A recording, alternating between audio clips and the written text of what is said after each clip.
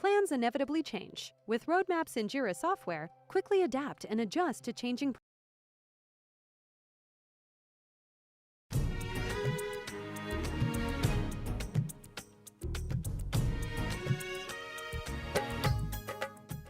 The next question we have is from Ottawa Center, Canada. Tipusius Dunstan. He is asking, we have a lot of debts and it's very frustrating. How can we reduce debt this year?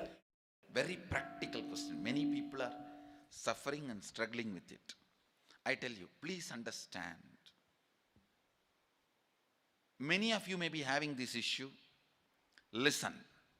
Listen very carefully. I am not going to give you any mystical solution. Don't even think the solution I am giving is mystical. Very practical. I tell you. Debt. I am defining. Debt is nothing but the man's lifestyle of never looking into his money. Listen. You have so much of incompletion, pain. The moment you remember about money, you never look into your accounts, what comes, what goes, till whole thing collapses. Let me ask a very bold question. All of you are here to know about the secrets of attracting the wealth. How many of you have so much pain the moment you remember about wealth and you never look into your balance sheet? Raise your hand. True. He himself is raising the hand. I am telling you, the pain you have about wealth, the moment you remember the wealth, the pain and impossibility you carry need to be completed. Then you will never be afraid of looking at your balance sheet. Fear of looking at your balance sheet lets it rot. Listen, I'm using very strong words. Fear of looking at your balance sheet lets it rot. Yesterday I said very boldly, I don't touch money. I'm telling you, I don't touch money other than for giving dana. But I don't sleep. I don't put my head to rest unless I see the balance sheet of the whole Sangha every night.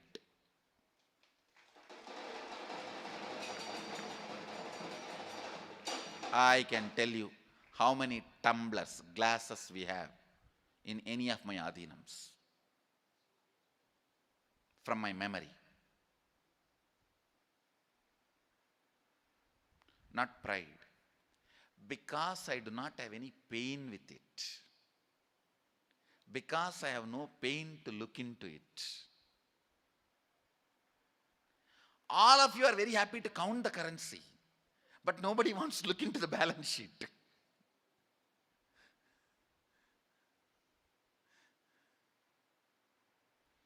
This is one of the very important mental pain pattern you need to break, I tell you. Tipusius Dunstan, I commit with you. Just break this pattern today with completion and decide. Every night you will sleep after seeing your bank balance, your balance sheet. I commit with you, you will get out of debts within 1 year. And I am responsible for this word. Do it like a religious action. Do it like a religious duty. Every night, see your balance sheet and go to bed.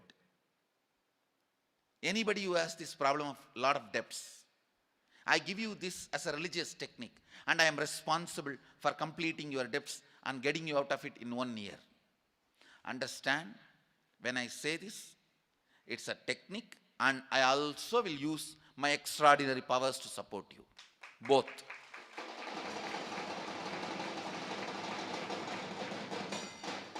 Teachings are not always just teachings. It is to support you to get out of powerlessness. When you start following the teachings, there will naturally extraordinary things happening, because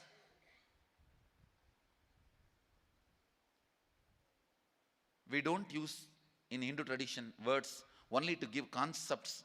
We also use the words to give energy. So I give you this as a concept and energy. Take this as a religious responsibility. My Guru has instructed me every night, balance sheet, movable assets I have, immovable assets I have, debts I have, loans I need to pay, and the precious metal I have, because we Indians, precious metal is one of the important part of our life.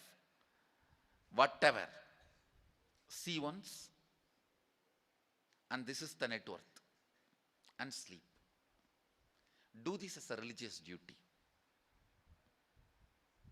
Do this like a meditation. You can call this as Lakshmi Puja. Every night, few minutes. I tell you, your cognition,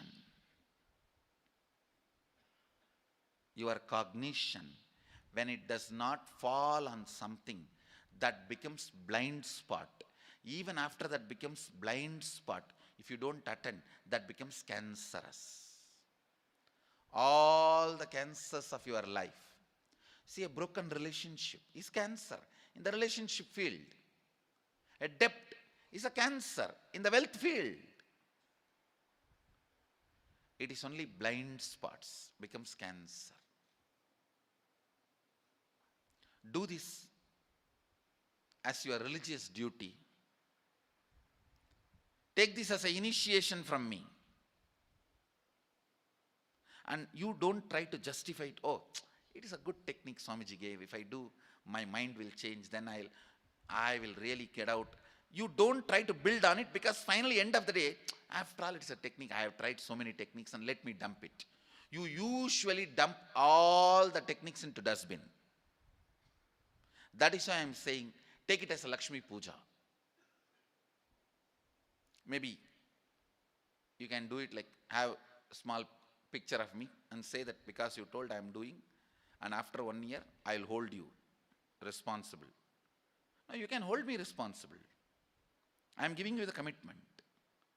Every night, do this as a religious duty and technique. Religious duty. Not even as technique, because techniques you dump into dustbin within 10 days. You go to every road and learn different techniques and dump them into different road dustbins. Bangalore being a spiritual capital, go to every road, you will get one kriya, one technique, one method. No. In Karnataka, every street has one Jagadguru. That is good actually, not bad, that is good. Better to have one Jagadguru in every street than the Don in every street. Come on. It's very good, nothing wrong. And being a spiritual capital of India, all techniques you dump into dustbin. I'm not giving this even as a technique. I'm giving this as a religious instruction.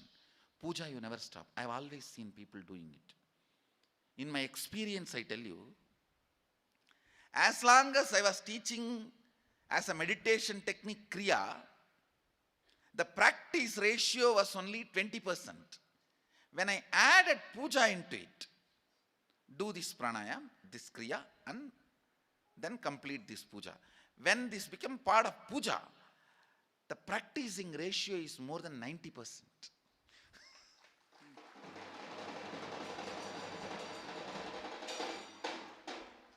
So I am giving you this instruction as Lakshmi Puja. Do it.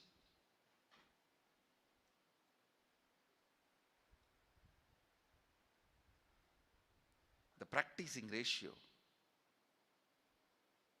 is drastically high when it becomes a religious instruction. So practice it.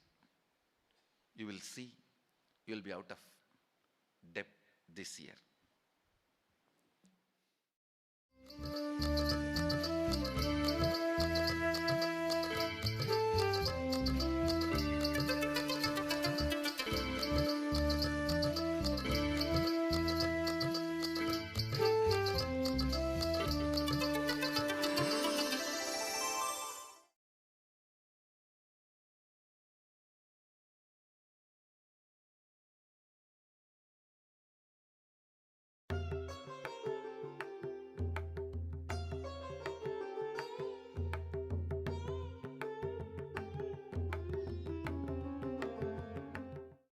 Namaste. Namaste.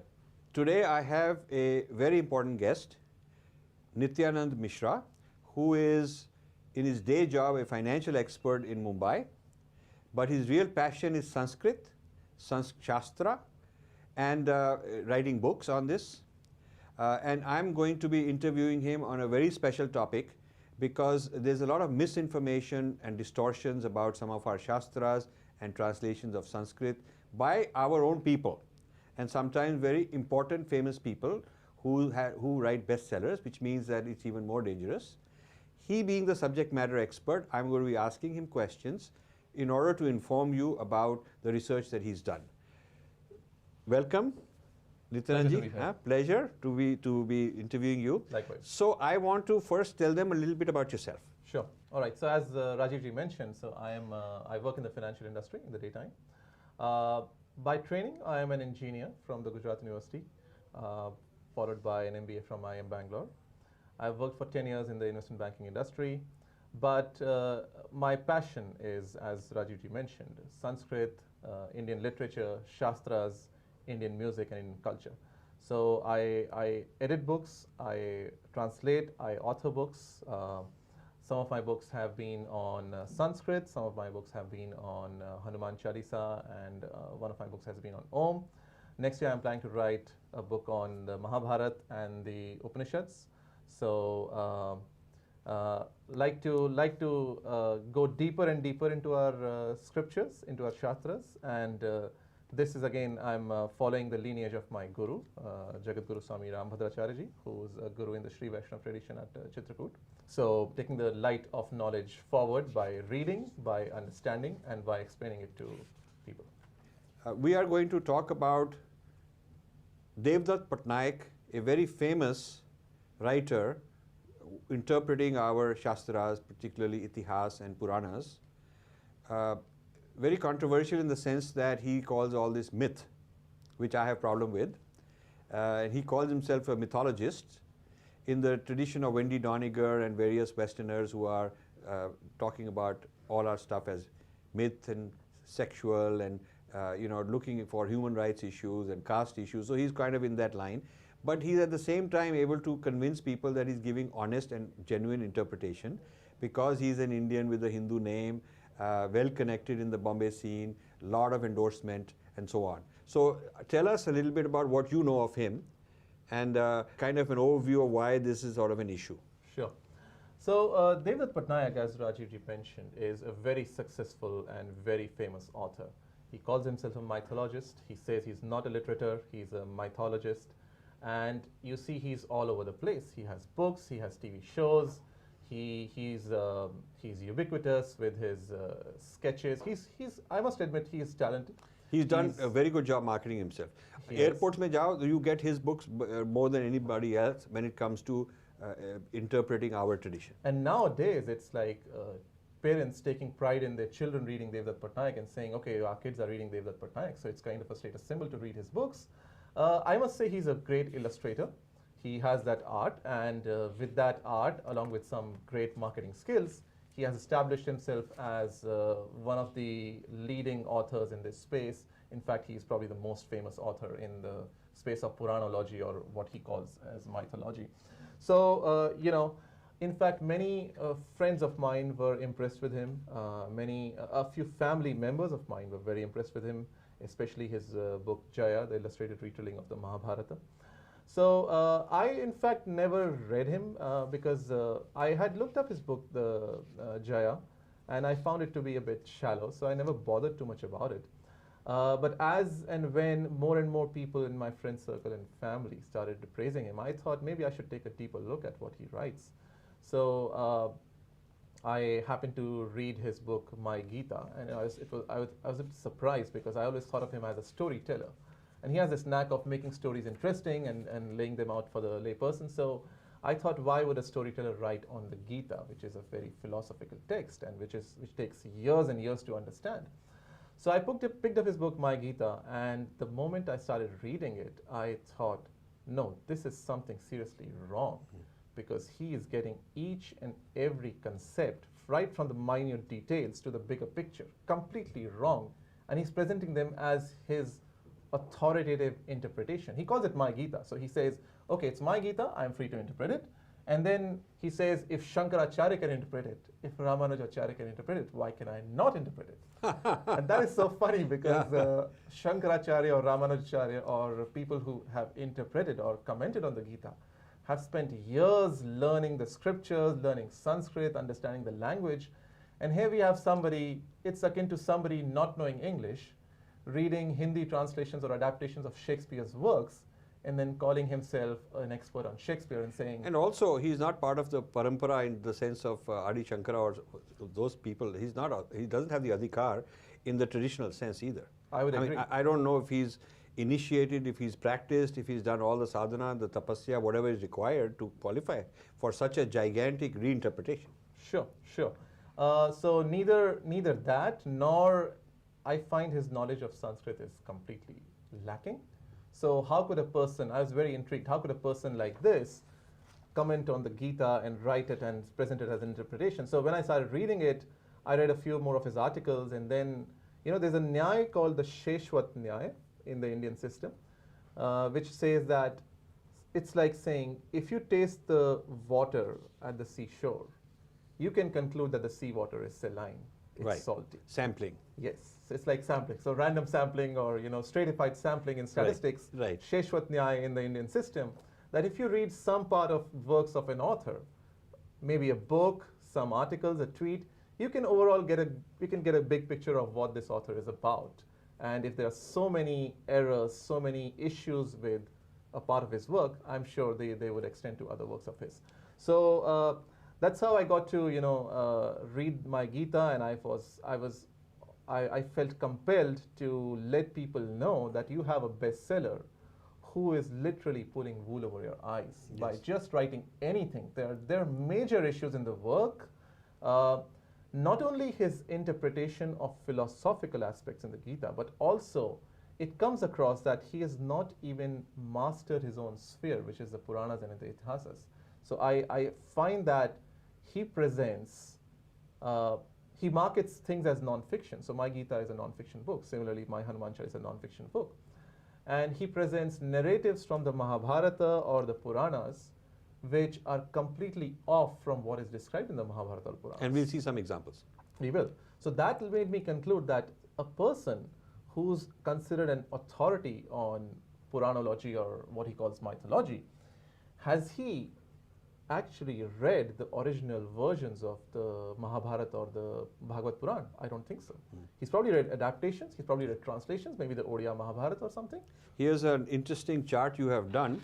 The different issues that you raise, I think it's important to tell the audience before we go into the details of what are the 5 or 6 major kind of things that you find wrong with him, and then we'll go into more detail. Sure. So specifically, and this is again based on a good reading, an in-depth reading of his book, the My Gita, My Hanuman Chalisa, and some of his articles on the net, some of his tweets as well. So what I find is there are serious issues in the works of Devdutt Patnaik.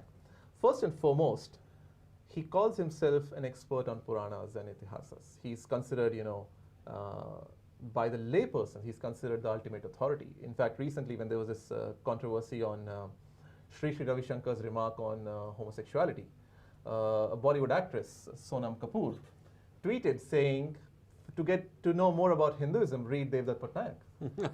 and Sonam Kapoor is not nobody. She has got, I think, 12 million followers on Twitter. So a person who's widely considered an authority on Hinduism or Puranas, he narrates things which are so inaccurate from the Mahabharata or the Bhagavad Puran or other Itihasas and Shastras, which I find very surprising. At least, we say to know your stuff. If I'm a doctor, I should know medical field. If I'm a statistician, I should at least know the ABCs of statistics.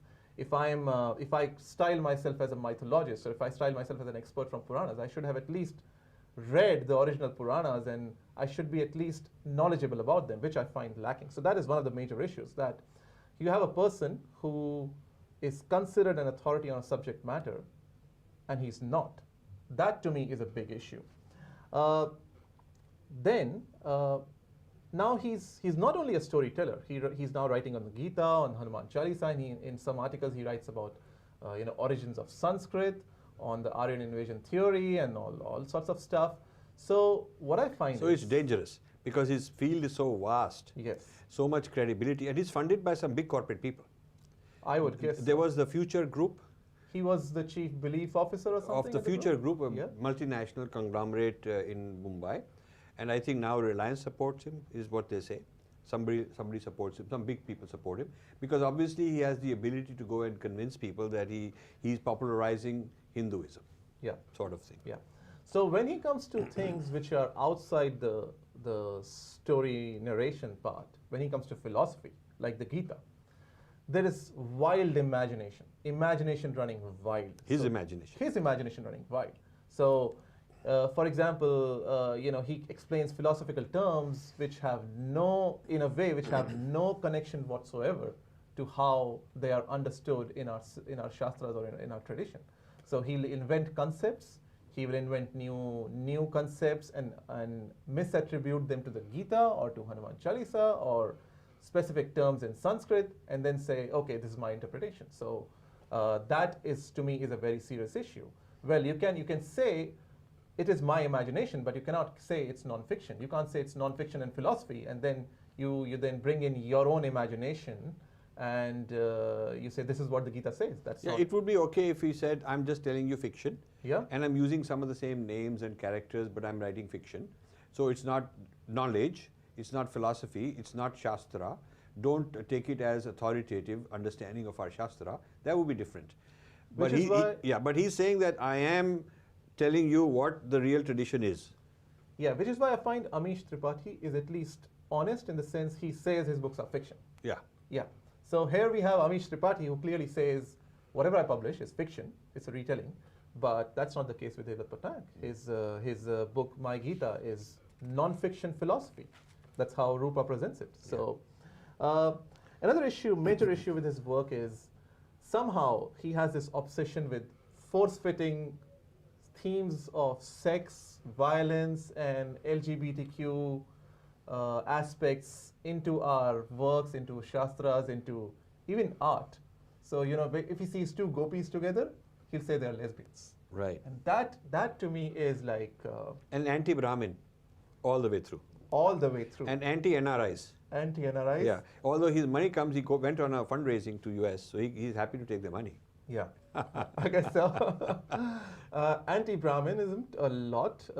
In fact, on Twitter, when I questioned him, some of his claims in his book, The Gita, instead of addressing the issues that I had raised, he went on a spree saying Brahmins have always criticized non-Brahmins and I'm a victim. So attacking you personally rather than addressing the issues. Argumentum ad hominem. Yeah. Yeah. So surprisingly, this would come as a general attack against people who are his critics. So he would say Brahmins love to criticize me. So if Brahmins criticize me, it means I'm doing good work, and not even caring whether people who are criticizing are actually Brahmins or not, or NRIs or not, because all sorts of people. But there's an issue. That issue has to be resolved regardless of who raised it. True. You raise an issue. True. You did not say the issue is valid because I'm a Brahmin. You did not Yeah. use your Brahminness to make the issue valid. Sure. The issue is valid issue on its own merits. Sure. So he owes you a response on the merits. True. And cannot attack you for any identity type of.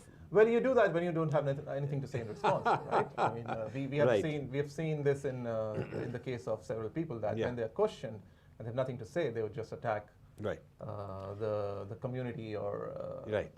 the nationality of the critic. In his book, My Gita, what are some errors? The book is full of errors, but I see there are several categories of errors, and in my review of the book, I called it a marvel of scholarly ineptitude. Wow. Which for a non-fiction book and for somebody who's considered a subject matter expert is a very scathing Yes. indictment. It's a serious thing. It is a marvel of scholarly ineptitude. There are errors all over the book, and the major kind of errors I would like to see them in several categories. So one of the categories is wrong narration from Puranas and Itihasas. Okay. So let's see. If you think Devdutt Patnaik knows his stuff, and if he narrates from an episode from the Bhagavad Purana, you would consider that more or less he would stick to the original narrative in the Bhagavad Purana. Now, here's an example where I pick a narrative from the Bhagavad Purana in which it's a Yagyapatni's episodes in the Bhagavad where Patnaik is telling how things happened. And we see that in 7 lines, he make as many as 5 blatant errors. Okay, so tell us then. Sure. Yeah. So on page 106, I'll just read what... 106 of his book. 106 of the book My Gita. Okay. So he says, a similar story is found in the Bhagavad Puran where Krishna, while tending to his cows, comes upon a few yajmanas performing yajna and asks them for food. They ignore him, so he goes to their wives and the yajnapatnis feed him all the offerings they had prepared for the yajna. The yajmanas are furious but then realize that their wives look content while they feel angry and frustrated. So having read the Bhagavad Puran episode myself, I know that there are major errors here, and you would not expect this in a non-fiction work. So 7 lines, 5 errors, let's see what they are. So Patnaik says that a few yajmanas were doing this. Now the yajman is, as we all know, yajman is somebody who sponsors a yajna. So there's a yajman and there's somebody who performs the yajna. So the yajman gives authority to the pandit to perform the yajna on his behalf. So are there yajmans present? No, there are Brahmins present who are performing yajna for themselves. There's no sponsor there. In the real story. In the Bhagavad Puran. In the real story, there is no yajman, there is no sponsor, and he talks about that Yes. This is the 23rd chapter of the 10th canto of Bhagavad Puran. He says, Krishna comes across yajmans while tending to cows and asks them for food. Well, as per the Bhagavata, Krishna is relaxing on the banks of Yamuna, and there are some friends of his who go and ask the Brahmins who are performing the yajna for food. So Krishna is confused with friends. Yes. So rather than the cowherd boys going and asking for food for Krishna, he says Krishna goes to the yajmanas and asks them for food. Okay. He says the yajmanas ignore Krishna. Well, as Krishna never went there, there's no chance of the yajmanas ignoring Krishna. Right. In fact, there were no yajmanas. So there's Brahmins, and if Krishna went there himself, they wouldn't have ignored him. But because they were cowherd boys, so they said, okay, they ignored their message. Then he says that Krishna goes to the wives of the yajmanas, the yajnapatnis, and they feed him. Now here's what is interesting. So Krishna sends the cowherd boys to the yajnapatnis. In the real story. That's right, right. And then they come to him with food. So rather than Krishna going to them, it's the yajnapatnis who come to them, to Krishna with food, and they offer him all sorts of food prepared. So again, just total confusion between who is the agent, who's the active agent, who's the passive agent. Hard facts wrong. Very wrong. And this is not even philosophy. This is just simple narration from the Bhagavad Puran. If he would have read any translation, any English or Hindi translation of the Bhagavad Puran, this is a straightforward set of events. And then finally, now this is a more serious thing here. Patnaik says that the yajmanas are furious and they realize they feel angry and frustrated. On the contrary, the Brahmins in the Bhagavad Puran realize their mistake, that they ignored the message of the cowherd boys, which was sent by Krishna, and they repent. So rather than saying that yes, what actually happened as per the Bhagavad Puran was they repented that they did not give food to Krishna, he's painting them as negative characters, that they are furious and they're angry and frustrated. I don't know, maybe he wants to paint this as a subjugation of females. And and create some kind of a bhed, some tension going on between Krishna and other people. Getting the facts wrong, and then creating some kind of later on some connecting the dots to make a motive out of it or something, or leave a suggestion in the reader's mind to that effect. So this is one example where 7 lines, 5 errors, and I was so surprised that how could a subject matter expert make so many errors in such a simple narration. Now this example, maybe not that, maybe I would still say it's not a big distortion, it's maybe a lot of errors, but let's come to a narration from the Mahabharata. You have wrong narration, and that narration is attributed to something which is very surprising. So Patnaik in My Gita on page 198 and the following pages, he's talking about the birth of the Pandu princes and the Kaurav princes. So what he says is that they were in a competition. So Kunti, Madri and Gandhari were in a competition to produce more babies. Now maybe it fits in his with his subtle agenda of painting the Indian society as somebody which has always wanted male babies or not. I'm not sure. But when he narrates from the Mahabharata, he says that, and I quote him, the competitive spirit kicks in. Pandu knows that Kunti has a mantra which she can invoke to get a child, and Pandu immediately asks Kunti to summon Dharma, and that's how they beget Yudhishthira. So there is no competitive spirit. They are not aware of Gandhari getting pregnant. They are not in a competition to produce more babies. But it's only Pandu learning of the mantra and asking her to summon Dharma and get a child. The next claim, Patnaik says that Pandu asks after 3 sons. Pandu asks for more sons, but Kunti says she cannot use the mantra for more than 3 times. So Pandu begs her to share the mantra with Madri. Kunti has already used the mantra 4 times, because with Karna, with Yudhishthir, with Bhim and with Arjun. So there is no such restriction in the Mahabharata. So it seems like he hasn't even read very basic facts about the story. No, there's no fact checking. There's no cross checking. I would say if I'm an expert on a subject matter, if I'm writing a book, I would at least consult the original text and verify what I'm writing is true. But it seems, and his publisher should check, and his endorsement people should check. I mean, they're all putting their reputation on hard facts being totally wrong. Sure. So he says that Kunti claims that she cannot use the mantra 3 times. So Pandu begs Kunti to share the mantra with Madri, but nothing of this sort happens. Kunti, in fact, says she understands Dharma, and therefore she is not going to have more children, but rather Madri should have children. So she voluntarily shares the mantra with Madri, and it's not Pandu begging her to share it with Madri. So in fact, Kunti is exercising restraint. So it's not about Pandu being desperate, Kunti not being able to have more sons, so Pandu begging her to share.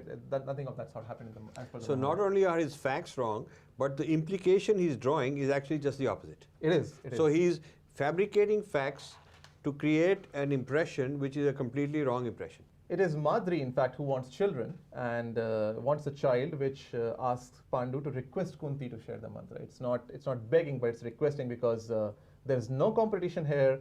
Madri says she is not unhappy on hearing of the birth of 100 sons of Gandhari. So there's nobody competing to get more sons. It's actually very different from what Patnaik is narrating in his book. Again, now when Patnaik talks about the birth of the 100 sons of Gandhari, what Patnaik says is that when Gandhari learns of Pandu's sons, she's desperate to get more children. So she says that if Pandu got 3 sons with Kunti, if Kunti has 3 sons, I have to have 97 more sons than Kunti, so I should have 100 sons. In fact, nothing of this sort happened. Gandhari, in fact, asked for a boon to have 100 sons from Vyasa. And Vyasa says, okay, you will have 100 sons. So this all happened before Kunti got 3 sons. So there's no competition again. So he's got everything wrong. Everything mixed whole up. Complete mixed up. Completely complete mixed up. Hocus pocus. And then he says that Gandhari gets her midwife to strike her belly with an iron rod. I don't know where he gets his violence Nothing like from. that. Nothing of that sort happened. Nothing of that sort happened. So Gandhari strikes her belly herself. There's no iron rod. There's nothing of that sort. And then there's a ball of flesh which is divided into 100. It divides itself into 100. So there's no desire on part of Gandhari to get 97 more sons than Kunti and 98 more sons than Madri. So here are some, this example shows that not only are the facts wrong, but he assigns motives which are completely not there. And that's very dangerous. This to me is a distortion. Because when somebody pretends कि बहुत detail hai, he knows all the little details, he knows all of that stuff, and he's referencing, then the average Indian who's so misinformed and ignorant is very grateful that he's teaching us all this stuff and takes the whole thing at face value. Not only are all these facts fabricated, but they are organized to convey a message which is the wrong message, which has, we will see as we go, political motives. It is in fact trivializing everything. Yeah. For example, if you say that oh, they had so many sons because they were in a competition with each other to have more sons. It's like trivializing the characters in the Mahabharata, Right. which in a non-fiction work is It's an insult to the deep character development that exists in the narrative. everybody in Gandhari, Kunti, Madri, they are very strong characters in the Mahabharata. Everybody, each one of them has their own distinctive traits, their own distinctive strengths and weaknesses. And if you just trivialize this as, okay, they were all in a race to have more sons. The next one is a very, very important example of error, because this is where a very profound concept that goes all through our tradition is completely misrepresented, distorted, and turned into some kind of a social political idea. Yeah. Ye bataएं. So another category of errors which I found in the Maigita were imagination running wild. I don't know whether it's intentional or whether it's unintentional, but in some cases there's just wild imagination applied to, or maybe it's not so wild, maybe it's by design, imagination applied to distort philosophical concepts. Now let's see, on page 190 of the Maigita, Patnaik talks about the three kinds of bodies, and so he explains what is called the Karan Sharir. So what he says, and I quote, in the Upanishads, Kshetra is seen as a third layer of Deha. It is the outermost layer known as the social layer, or the Karan Sharir. Then comes the physical layer, or the Sthula Sharir, and finally the mental layer, or the Sukshma Sharir. The social body refers to property inherited at birth or earned through effort. Unquote. This is pretty nonsensical. Completely. Karan Sharir being translated as social body.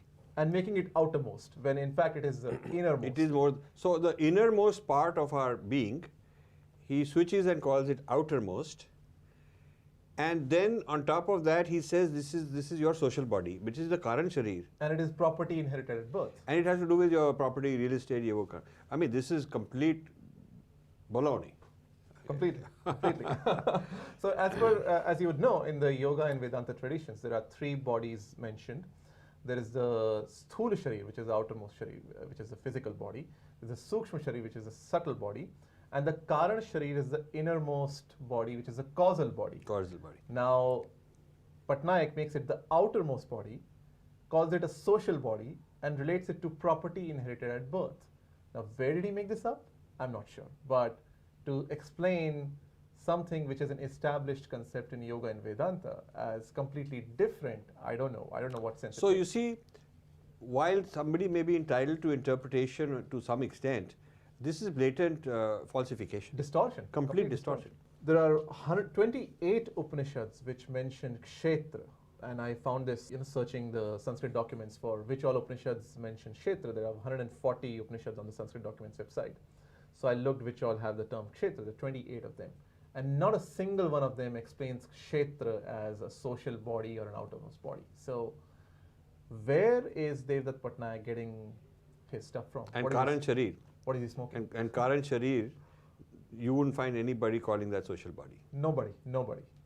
And nobody calling it outermost or relating it to property. So that's one example. Let's come to another example. Now in the Maigita on page 140. So it's a very important part of the Gita where Arjun asks Krishna 6 questions on what is Brahma, what is Adhyatma, what is Karma, what is Adhibhut, what is Adhidaivat, and what is Adhiyajna. So Patnaik is explaining all these 6 terms.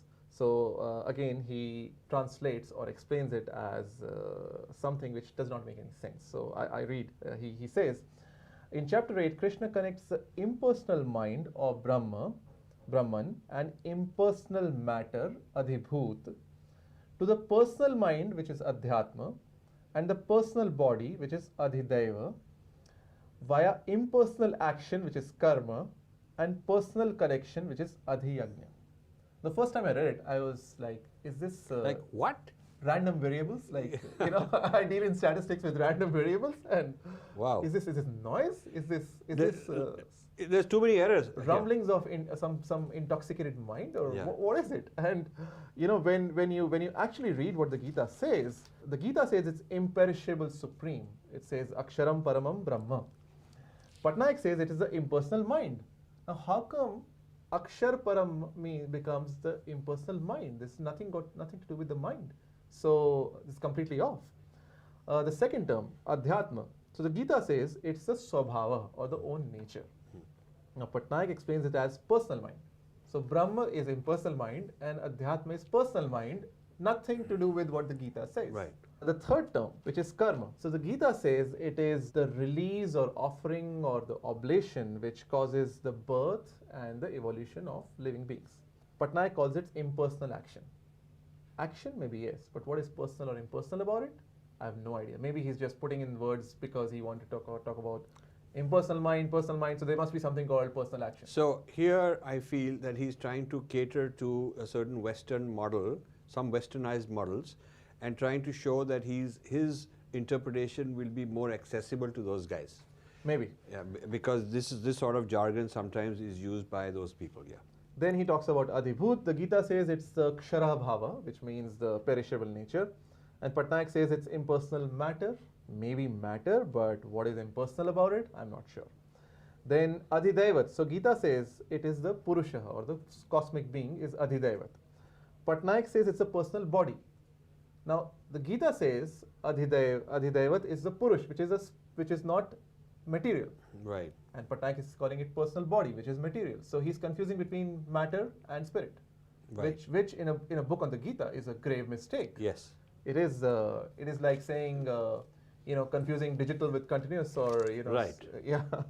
Finally, when it comes to Adhiyajna, Krishna says Ahameva, I alone is Adhiyajna. Patnaik says it's a personal connection. Now Krishna is saying I am Adhiyajna, Patnaik saying it's a connection. So is there no difference between people who are connected, the connection? It's almost like ignoring the Gita's own description. In a book on the Gita. In a book on the Gita, ignoring without arguing or giving a rationale why he wants to reject it, and coming up with a completely new concocted vocabulary and way of thinking and framework. Like he's taking some facts from data from the Gita and putting it in a completely different spin. Another example of wild imagination, and this is a pervasive error in his book, the My Gita. Not only the My Gita, he has made this error over and over again in many books and many articles. So to explain the term Brahman, which is a very, very widely used term in Very important term. in Indian philosophy, and Yes. So he's got it wrong.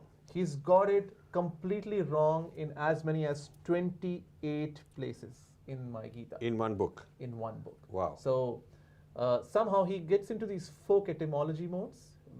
I don't think he knows much of Sanskrit. I don't think he knows any of Sanskrit. So he kind of imagines what Sanskrit words mean. And so he says,